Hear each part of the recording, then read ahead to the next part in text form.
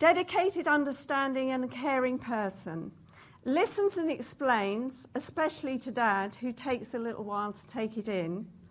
Has the patience of a saint, always has a smile on her face, and generally an all-round good person. On October the 5th, 2010, more than 50 general practice nurses from Barking and Dagenham and North London came together to celebrate their work and talk about the future.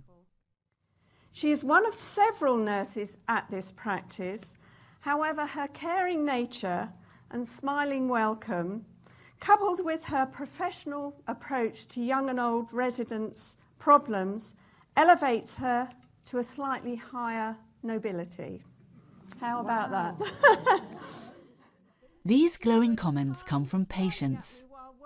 They were read out by the event's organiser, Sue Cross, Professor of Primary Care Nursing for NHS Barking and Dagenham. Not at the start of the day, but at the end. I'm Rachel Salomon, and I'm starting here because these comments help explain what the day was all about. Who is very empathetic towards her patients. She is tactful, helpful, knows all her patients by names, very supportive, always caring for the well-being of her patients, especially to my family. Professor Juliet Beale, Director of Nursing for NHS Barking and Dagenham, was one of the hosts of the event. It's about celebrating the role of the practice nurse and supporting them in their role to be able to deliver quality and care to patients in GP practices. Why did you think an event like this was necessary? We've just done a year's project on practice nursing to ensure that they have really good support to provide quality of care to patients. We've ensured that they've got good education and also, very importantly, that they have good employment contracts and rights and things like induction programmes. So we've ensured that we've got everybody signed up to the national standards for practice nurses now, and now we need to start building on that, ensuring that they have good opportunities to train to be a practice nurse for the future, that they understand their role in the future, particularly around the white paper and commissioning in consortia, and how vital that will be to provide quality for patients. These ideas were explored throughout the day, which took an unusual format. The standard high stage was nowhere to be seen. There were no breakout sessions in windowless rooms, no flip charts, and no PowerPoint presentations. In their place was conversation, and the chance to discuss and develop ideas generated by those attending.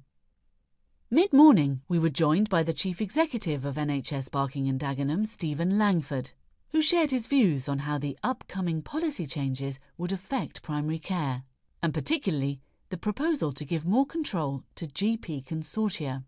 This is about driving change from general practice, not doctors driving the change in general practice. And so it's an important distinction that we need to make absolutely sure we bear in mind.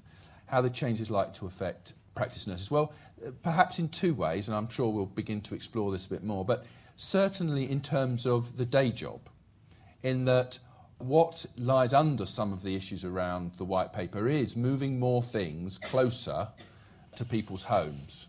And that is something that will continue, it seems to me, to raise the importance of general practice and also the role of practice nurses around the management of long-term conditions, around the prevention of illness, disease and promotion of well-being.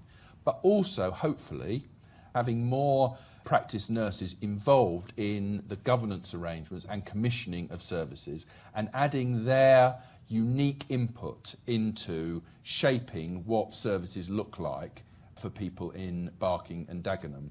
And so I think there is not only an opportunity to ensure that we redouble our focus on improving primary care services and focusing on prevention and the management of long-term conditions, but also in practice nurses playing a key role in shaping the commissioning of services.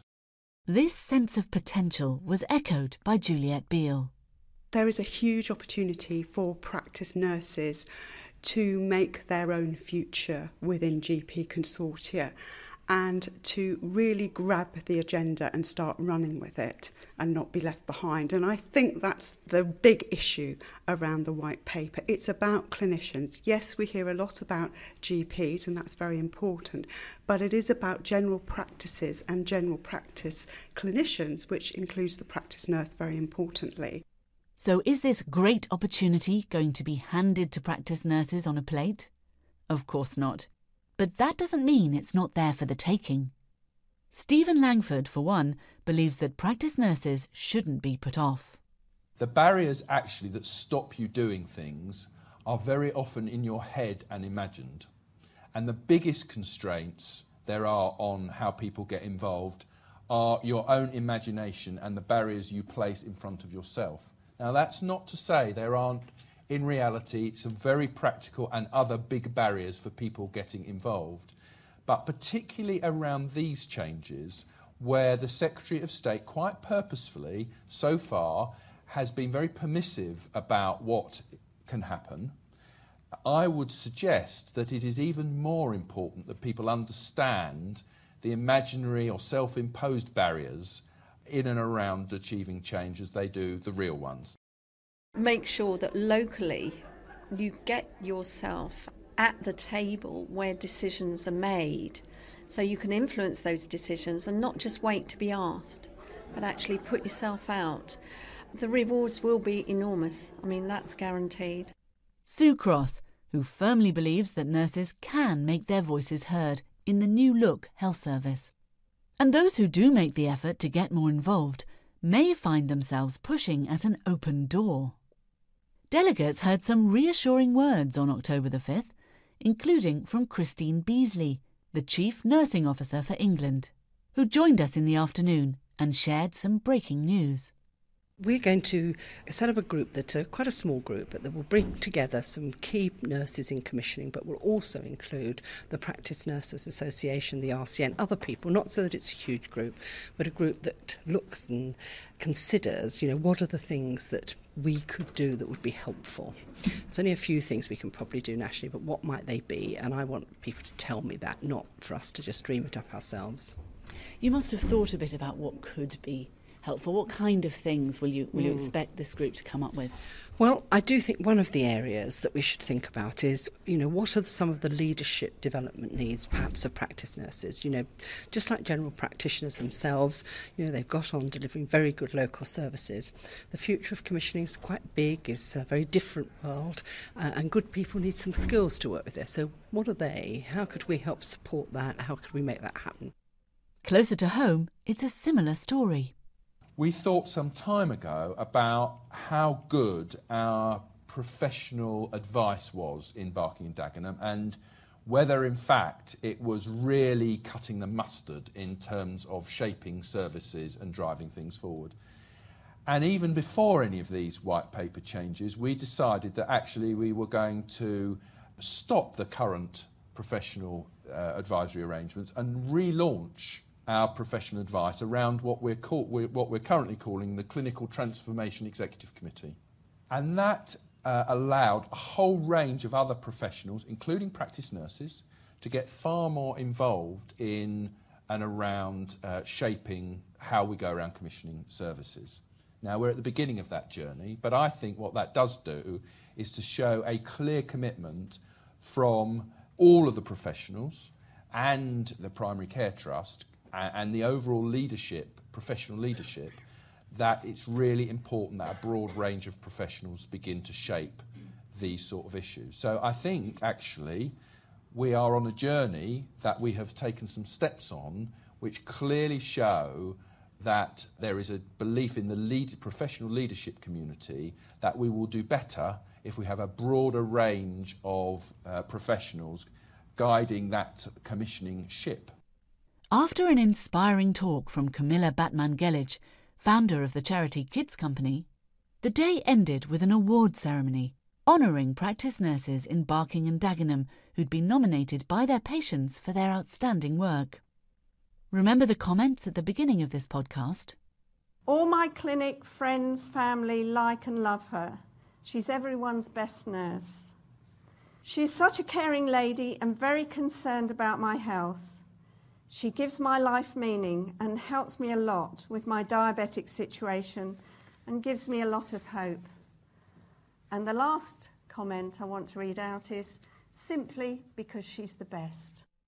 There were 2 Practice Nurse of the Year awards, one by Samantha Trimmer and Linda Cousins.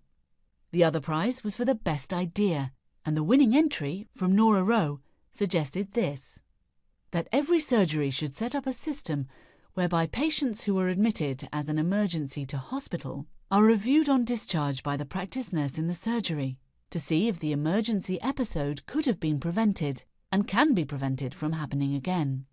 Organisers said they hoped delegates would implement that idea in their own practices. So, a day of information and inspiration. Did it have the desired effect?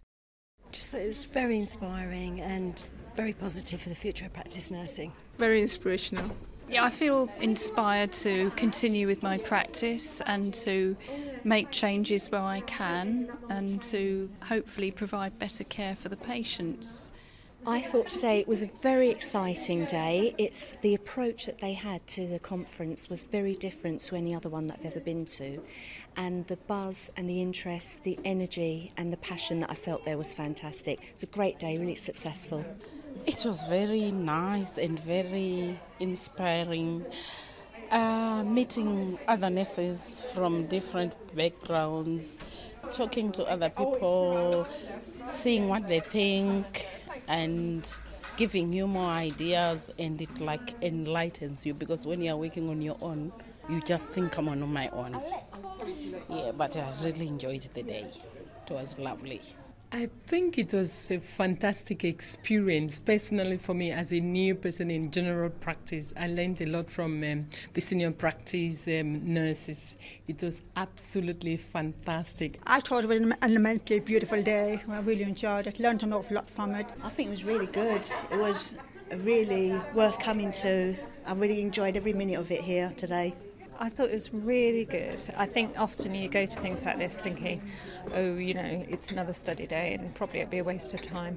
But this was actually excellent. And I think what was excellent about it was people discuss things that don't normally get discussed. Yeah, it's been very good. And we were so well looked after from beginning to end. I felt really like everybody looked after us so well. And the food was lovely. The practice nurses were asked to fill in action cards included in their delegate packs, detailing real plans for the future. Organisers say they're looking forward to seeing what those action cards say. Thanks for listening, and goodbye.